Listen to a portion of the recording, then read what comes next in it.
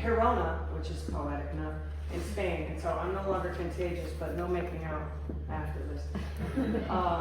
But my voice is very compromised, but I find it ironic because it's my service, it's my identity, is singing.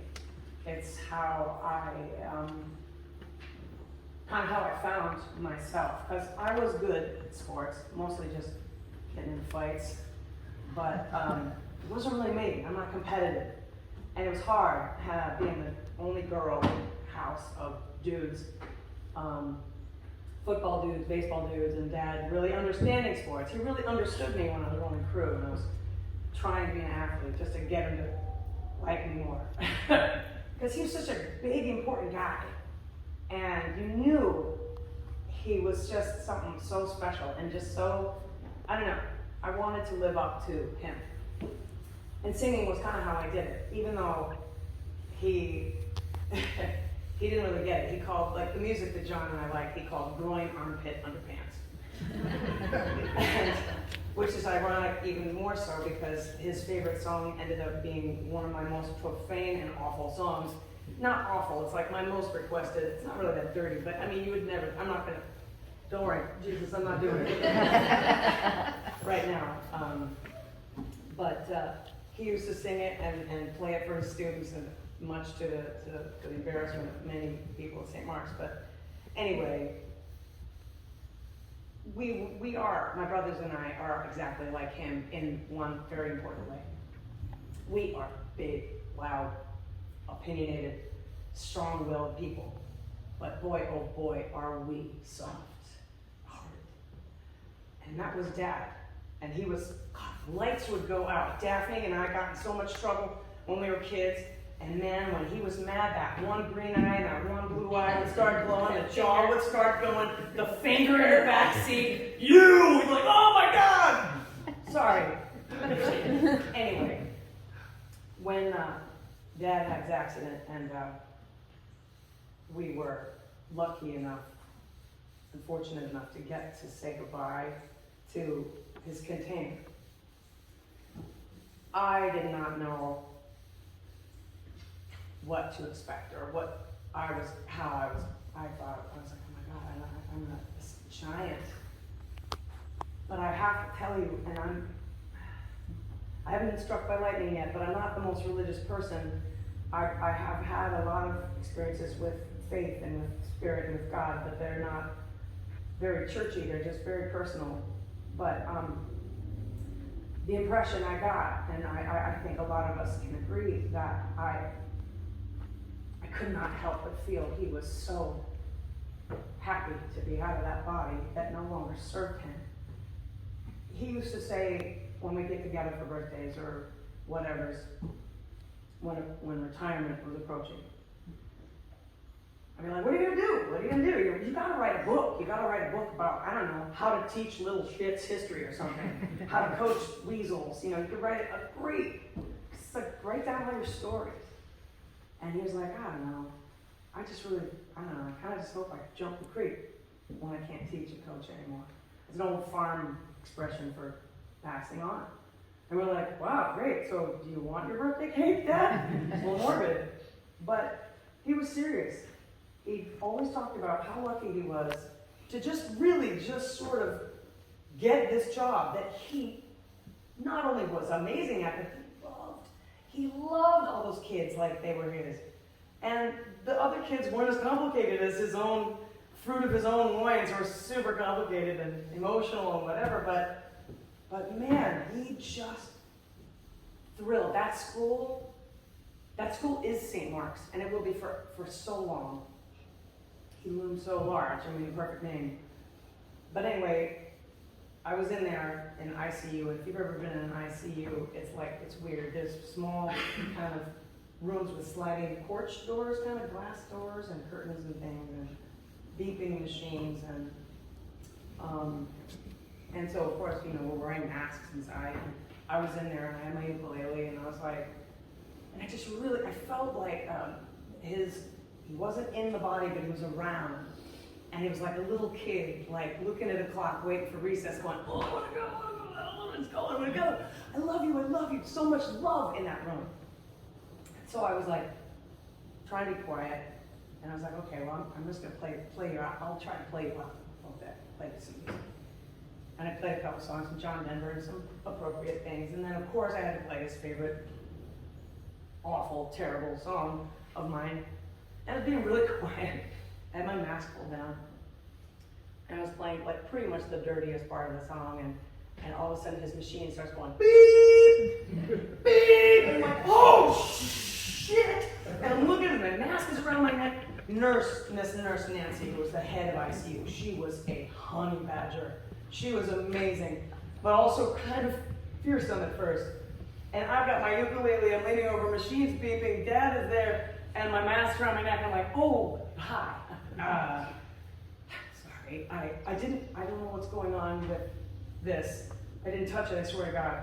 And she goes, no, it's okay. And I said, okay, well, am I being too loud? And she said, no, actually the people in the next cubicle were wondering if you're done in here, if you could go in there and sing to them. And I said, oh, I'm very expensive. But I said, I'm sorry about the mask. She said, don't worry about the mask. And I said, well, what's going on? And she was suggesting the things. And she said, he knows you're here. And I said, I was gone. And she said, well, he's not gonna wake up. But it's very clear when you guys are in there. Because we're watching everybody's guidance from the nurse's station. Whenever you go in there, and especially whatever you were just saying, his heart rate, his blood pressure, activity. We don't totally understand it, but there's no way. He clearly loves you guys a lot. So we used to have this thing, my dad and I, whenever we get very emotional and start to get a little overwhelmed with feelings, we would tell each other to shut up. Shut up, shut up, shut up. And even he'd be all cuddly, tears coming down his eyes. You shut up, shut up. He couldn't talk anymore. He couldn't coach, he tried, and God bless him for keeping him on the field. It was his greatest pleasure and joy. He was ready. I'm not going to say that I'm happy he's gone. I'm not. And see, that sucked. But I'm not telling myself a story, and I'm not trying to convince any of you anything other than I know he was ready. He was so ready and so grateful for us to be there. So grateful for the huge life he had, and grateful to get to go home to his sister, his parents, and his brother, Johnny. And it's just kind of an involved story. I don't want to get too into, but there was some magic going on when he was messing with our radio. Lily, his niece, she and I were in the car after seeing him that first day in the hospital, and we were talking. All of a sudden the radio turns itself on, some music starts playing, and I'm like, what are you doing? She's like, I'm not doing that, I'm not playing music. I'm like, Missy, what? She looks at her phone, and she was playing music, and I was like, what? And she said, I never play music in the car, and it's true. Lily is a nerd. She plays podcasts, audiobooks, she doesn't listen to music, and all of a sudden a song comes on. It was literally kind of about exactly what we were talking about, and I was like, okay, it's Dad. Don't turn your phone off. Don't turn the car off. And we were in Daphne's driveway. I go, all right, Dad, this is you. Play the next song. You pick the next song, and you let us know that it's you. And the next song was When the Saints Come Marching In, which is what we play at our family funerals. And so this song I'm going to attempt to play was the last song that he picked on my stereo as I was pulling up to say goodbye to him the last time in the hospital.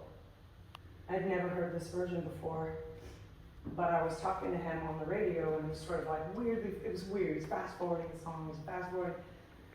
I mean, you don't have to believe in this magic. I just was just like, God, Dad, jeez Louise. But I asked this question as I pulled up to UMass. I said, Dad, did I miss you? It's okay. It's okay if you're gone. No, you're ready. You're ready. And I love you and I got to say goodbye. And it's okay. I know you want to go, but are you still here? And this song came on. I'd never heard this verse before. But I'll try to get through as much of it as I can, just so you know he was ready.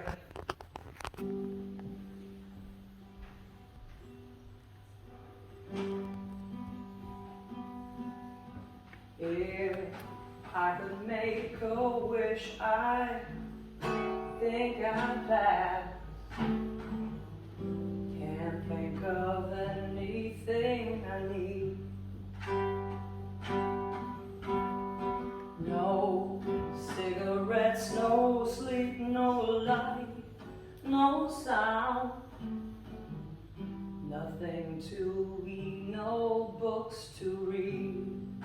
Oh, all my love for you has left me peaceful, warm and tired. What more could I ask? There's nothing left to be desired.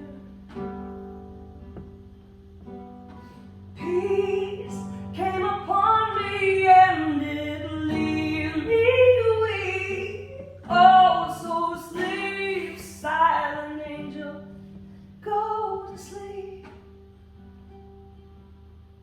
Sometimes all I need is the air that I breathe and to love you. All I need is the air that I breathe and to love you. All I need is the air that I breathe. Oh, oh, oh, oh, ooh, oh, no. Ooh, oh, oh, oh. Peace came upon